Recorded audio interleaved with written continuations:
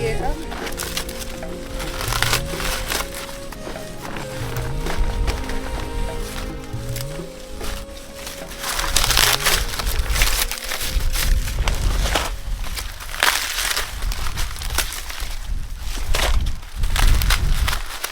Khô trên cây mất. Cô ra về có chạc ra có trạm một nắng là được á.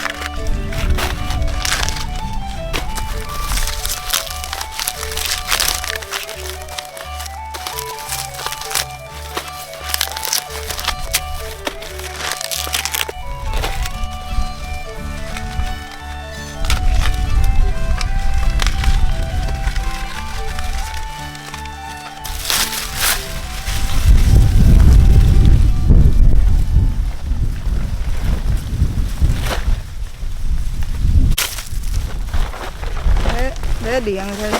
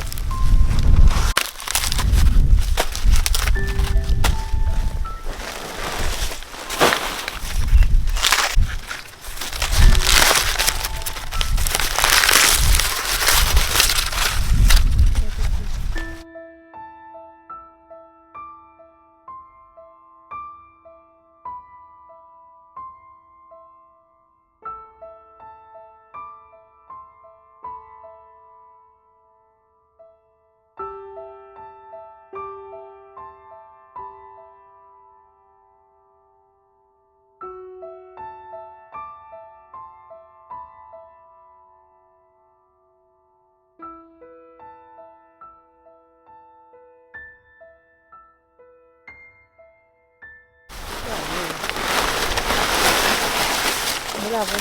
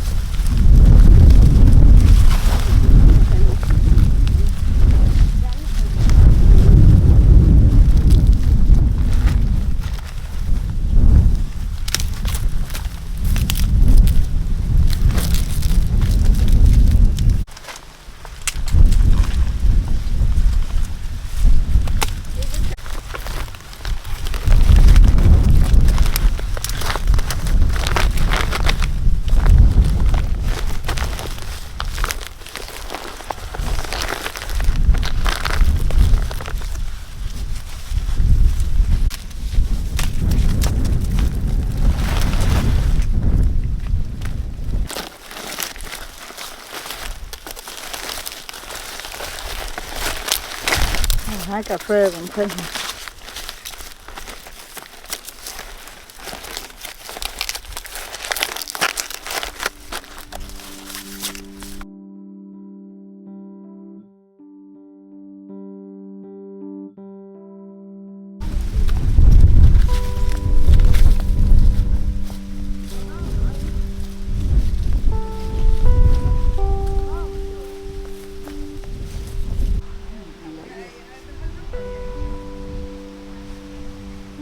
Con nước về sát xuống chửa nó.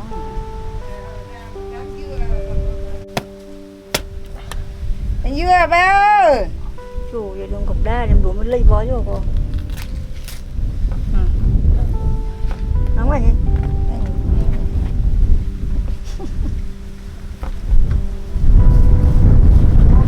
Chà. Được nữa con. Bó chục. Bó chục 40 con. Có đó. 40 bao. Chú giảm bằng ngọt lắm. Chưa để nó xích lại lên ngọt. Lúc đầu còn cục đá đem làm xẹp nước cái đó rồi đấy. Chưa. Mà làm sao nó xẹp. Đó là nước lũ đê đó là buồn qua rồi họ cho tay thôi chục cái là thôi. Lùm má cây dưa rồi chợ gà. Dưa đâu? Anh ngày bữa nó ra quán dưa. Ủng hộ một cái ăn được, hai cái ăn được, ba cái ăn được. Cho dù miếng đồ tiền cái đó chứ 2 cái không. Làm ghê quá. Ngờ đó được cô cũng sao nào chứ sao nào. Cưới nào đó là đi cưới bên đó. Đây chưa thấy rồi là bánh một quà bỏ quà. Bánh gì vậy? Mình có ăn cuốn á. Dẫm mà cái dưa đều đều mà ngọt ra rồi. Ăn được khăn nước. Ăn được khăn nước không mà vừa lên. Có gà to nào tốt của nó. Gà con nó ấp điện chứ mà nó pha nồi là nó cũng ngon thịt.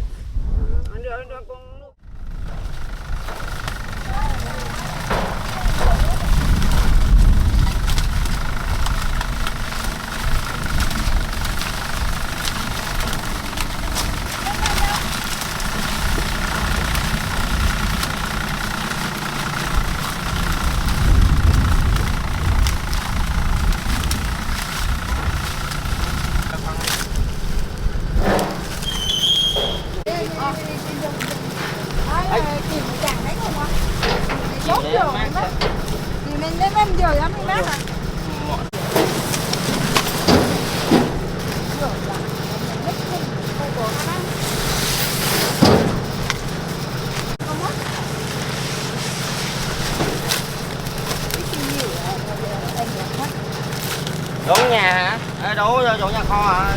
Kho hả? Ném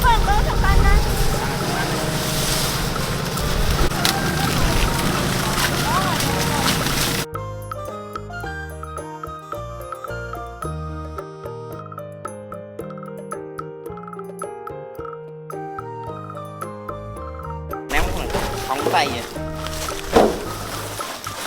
Quá sao con ơi sao lâu vậy Vũ? Hả? Con ơi sao lâu rồi? Thằng Đậu mới cho đến sáng đi muộn. Chớm vào nhà mọi người ít người nữa. Quá cô đừng biết hả? Đúng rồi mời tưởng đâu ông đông người chứ ít người rồi mình lên đó mà không được rồi. Vừa đó dọn đâu nha. Tưởng đâu là Vũ chơi đó luôn quát nó có ở trên nên thì Vũ chơi cho cậu tiếp.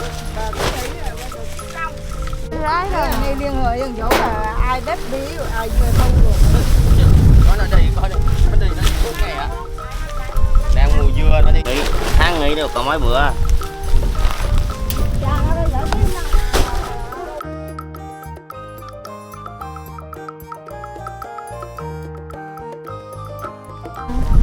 Bao giờ chưa có dám lấy không như còn đâu rồi.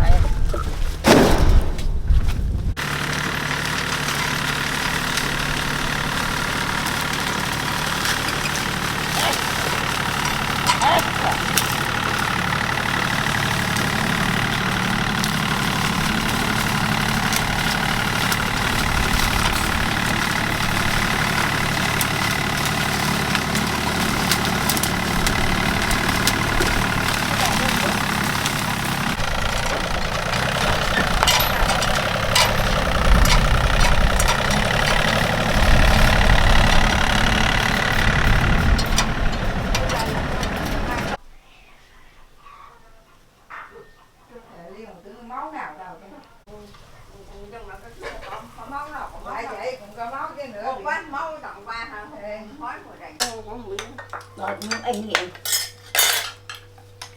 Kiếm anh đi bỏ không? Anh ghép anh cày. Chua dừa làm muối ngon không? Ngon lắm. Cô làm mấy ngày? Mấy ngày là bắt đầu em rồi. Nó đã bông kinh mình ấy, đúng rồi. Đầu ấy chua chứ? Chua hả? Nó có gạch nhà nữa. Đây này. Đây là cái canh đúng không? Nó cầm nó. Chào nữa rồi vẫn. Trời ơi. Sân bãi đấy.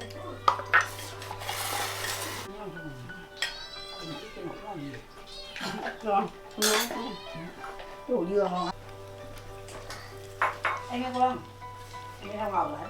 Ăn ngon không? Anh no luôn. Anh gì con trai? Đồ. Miêu miêu tao nó còn ba con ấy. Hay ba con? Bốn con còn đâu. Anh rồi mà cho mắt miệng cái chuyện luôn. Trường chó còn nãy người đen đẹp ạ. Có nói chuyện nha. Có con với bữa con mèo bố dung chó. Hả con?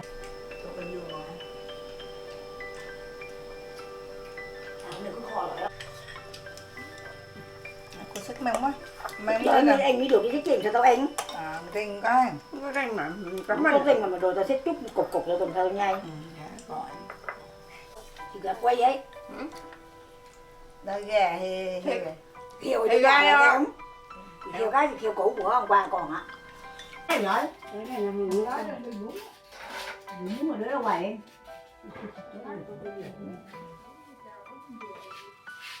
Rồi chụp một trong người nhấp nữa.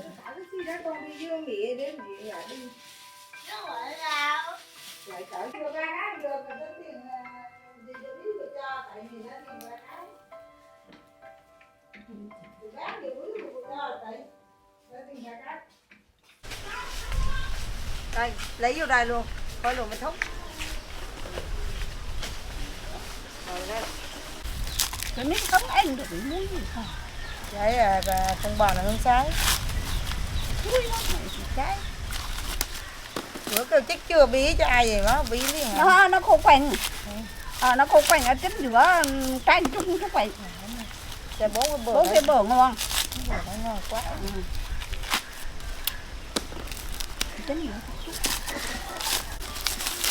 Giờ mình lúa giờ phần giờ xin này chứ. Vậy bạc thế rồi. Còn này đâu giờ táo này. Mưa. Trong con xưa đây 2 nghe chiều này khác luôn à. Đấy cái gà đây rồi. Thì nó khinh mà nó phun nắng đi thì chồng nó muốn nó đẹp mấy. Tháo á. Người thích nhỏ rồi bây giờ thích là khô quá nịnh. Đi 3-4 lần dẹp mà đi rồi dẹp mà nó không đi ăn. Vậy thích nhỏ Thì chứ. thằng chồng nó tao mình dùng nữa nó tạo. Tàu ông khác rồi con mưa không biết khác đi ăn nữa rồi. Hiếm mấy nước ở sao rồi. Có nó đi thình Tết rồi đâu chứ. Phải đắt.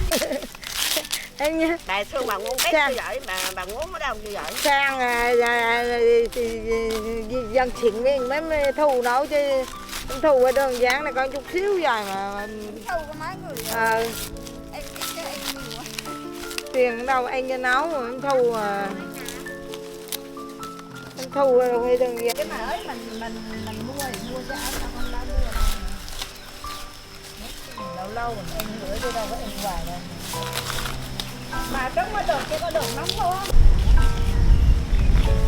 Của bà sao bà sao nó xinh đấy.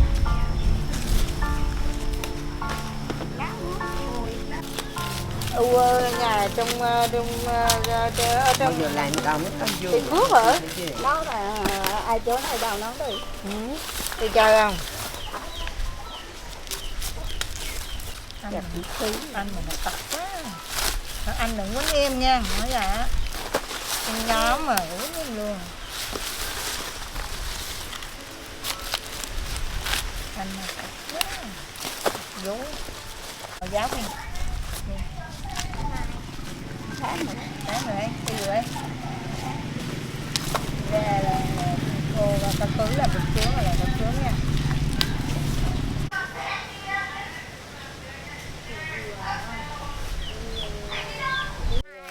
Cho tụi em ký từ từ biết đâu từ từ đáng là mấy ai cãi ai ăn Vuốt thùng này bán thế nha. lần qua nói Bán được 700. thầy nói giờ mà kia này nó bán ra dưới hồng vườn Bữa trước mà bán cái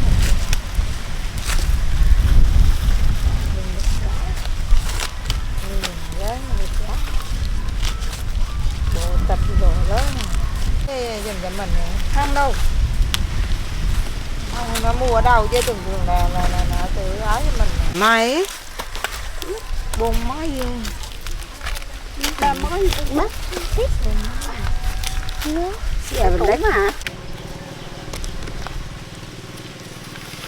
bồn ba lấy bếp rồi lấy nào về đó Ít mà vô làm dưa bó.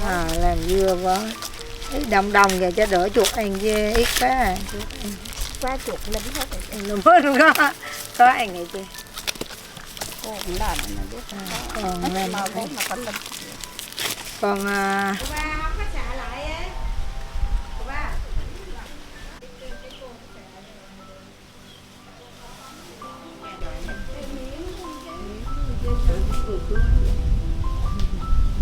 Đây đầu luôn. chứ mà này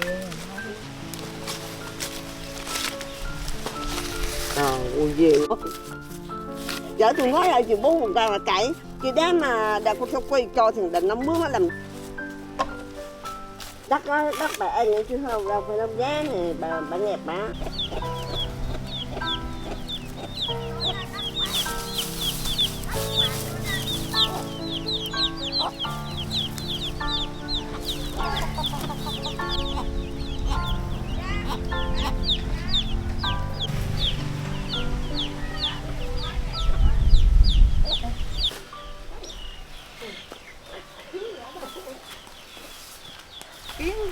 kiến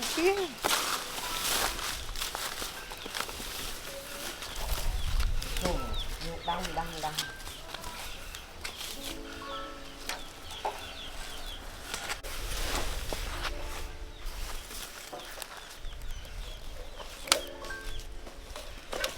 ông mượn cái xi mình mà ông mớ giờ thùng dục đâu mà Không thích nhát.